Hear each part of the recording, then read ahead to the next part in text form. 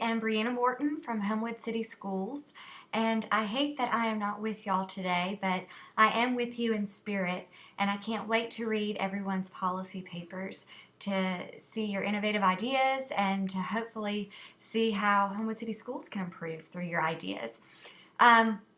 I know that y'all are doing a fishbowl and going round robin with your proposals, so I wanted to have the opportunity to speak briefly to you about my policy proposal, which is for student drug testing.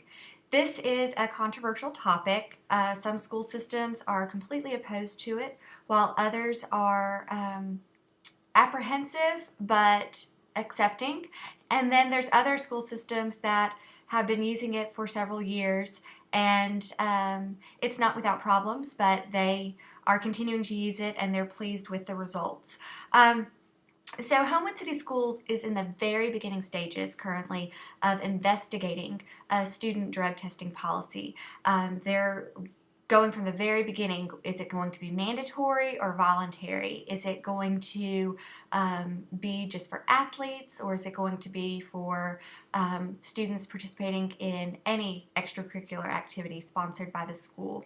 Can students who are not involved in athletics or extracurriculars participate in this program by choice? So they're really investigating every single question, and they're doing it the right way, I believe, by creating community forums to ask members of the community and parents, including students, what they think about this policy and this proposal.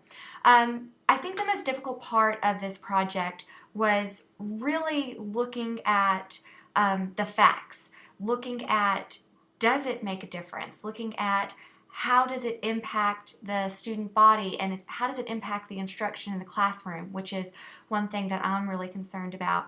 And I think also advocating for the policy. I know it's a good thing. I believe in it, but it's kind of hard for me to tell somebody who is really against it because of student privacy issues, or just because they don't think there's a problem and they don't want to admit there's a problem. So advocacy was a difficult part for me to speak to and to write about for this project.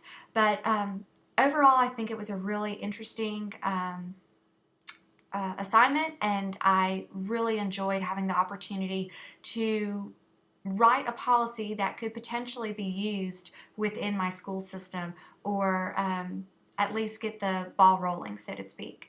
So I just wanted to show you a couple of slides real quickly, and hopefully this will give you some insight as to how I propose for the policy to be implemented in Homewood City Schools in the next school year. Thank you so much, and I look forward to seeing everybody in person again in January. Thanks. Bye-bye.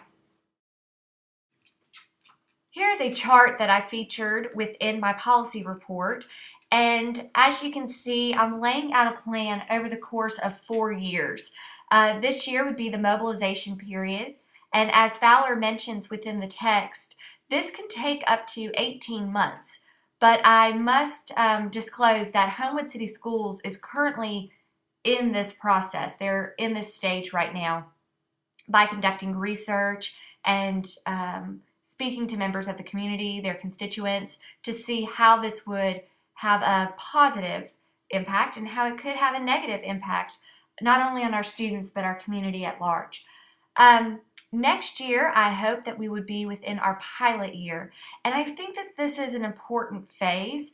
I didn't really see a lot about this within the text, and I'm thinking it's kind of part of the mobilization process, but I think to have a clearly defined pilot year is important, to say, you know what, this is just a test, this is only a test, and we're seeing how it works, we're seeing what the problems are, so it's not a defined policy necessarily, but we want to see how it could affect everybody involved.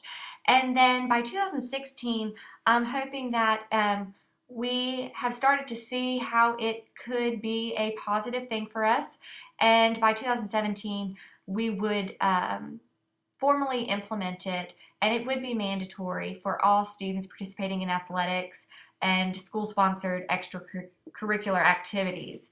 So as you see, I'm proposing this takes several years. I don't think policies, especially policies that could really impact the welfare or the success of a child, needs to be taken lightly.